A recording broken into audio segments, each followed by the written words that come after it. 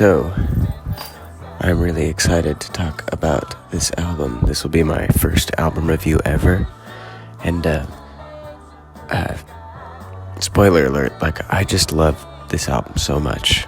I love it so much that I decided to make it the first album that I ever review. This is Holland by the Beach Boys, and it is fantastic. Fan-freaking-tastic. Just front to back, the record plays so well. The music, it all connects together. Yet there's still a uniqueness to each track. The California Saga on the third side, amazing. I think, that was Mike and Al. They did such a great job. I know they get a lot of hate, especially Mike. But no matter how you dissect the Beach Boys and cut them apart, they were essential to the band. They just were. They were part of their history, and there's no changing that. So I've just come to a point where I just really accept every member for all their faults, and they're just human beings, just like you and I.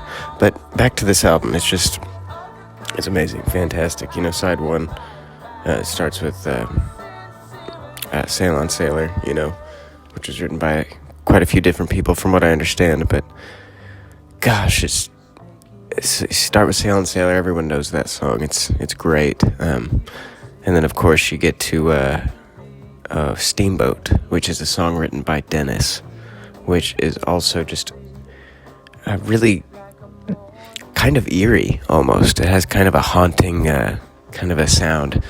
It sounds like they're using like wine glasses as percussion. I don't know if that's true or not, but it makes for a really spooky sound. I love it. Dennis really does great on this record with the music he does. He does Steamboat and Only With You, which, on the back of the record, you can see it has a picture of all the boys there, and it lists the songs that they composed or lyrics that they wrote, which is pretty cool. And I'm a huge Brian Wilson fan, right? So I went into this album with very medium expectations. I got it for $10. I got it for a deal at a local vintage stock, and I was really excited to get it because for a long time, I've been trying to complete a Beach Boys collection of all of their studio albums, and this was one of the last ones on my list. They call it the last great Beach Boys record, which, I'm gonna give the other ones a shot because I really hadn't ever researched this album. I've looked into all the other ones. I like to learn about their history, but this one, I didn't really know any of the songs, besides Sail On and, a couple others, California Saga, but I hadn't even heard Funky Pretty, and that song blew my freaking head off. So good. And of course it's a Brian song, but oh my God, is it great. But yeah, so I went into this with pretty medium expectations. I thought it would be pretty good, but I didn't expect my head to be blown off the way it was. Not just by, like I said, I'm a big Brian Wilson fan, so I was kind of like, it'll be okay.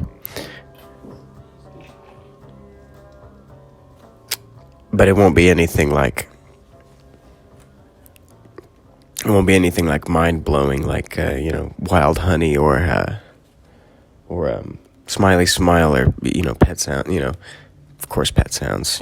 But I was mistaken. It is really good, and the fact that the other members, it's kind of a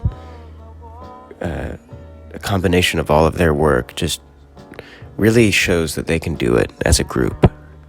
And so I was thoroughly impressed. I could fangirl on and on.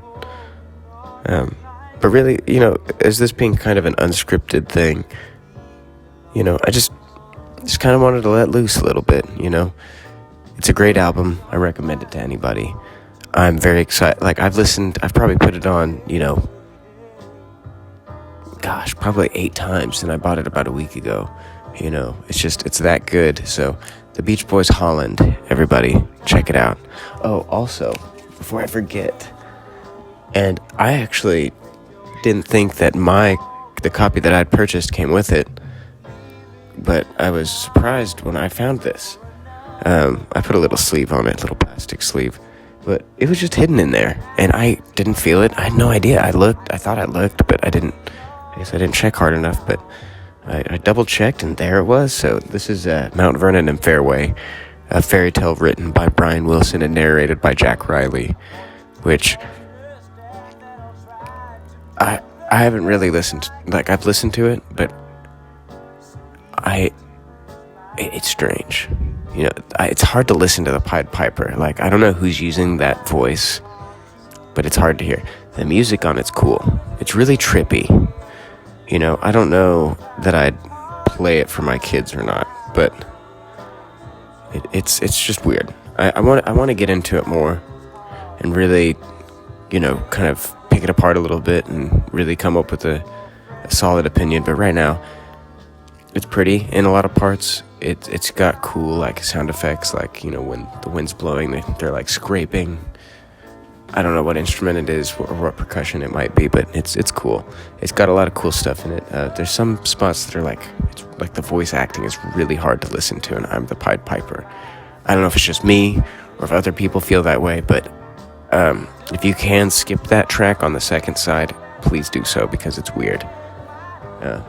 Like I said, I don't even know exactly, I don't really understand the story, to be honest, so I'm gonna have to go through it again, but, anyway, it's great, and it comes with it, it's all Brian, you get a little piece of Brian Wilson, too, which is cool, so all the Brian fans can be happy with that, but Holland's great. Check it out. The Beach Boys' later work is happily being rediscovered, and, me included, I'm on the train, I'm on the bandwagon right now, because, just discovering that, they still did amazing stuff after Pet Sounds, despite what people might think. So I'm glad that music's getting recognized, and I'm very happy to say that I'm a huge Beach Boys fan, and I'm going to continue listening to even their later work, which has been criticized a lot. I'm dreading listening to Summer in Paradise, but thank you guys for watching my first review of the Beach Boys Holland.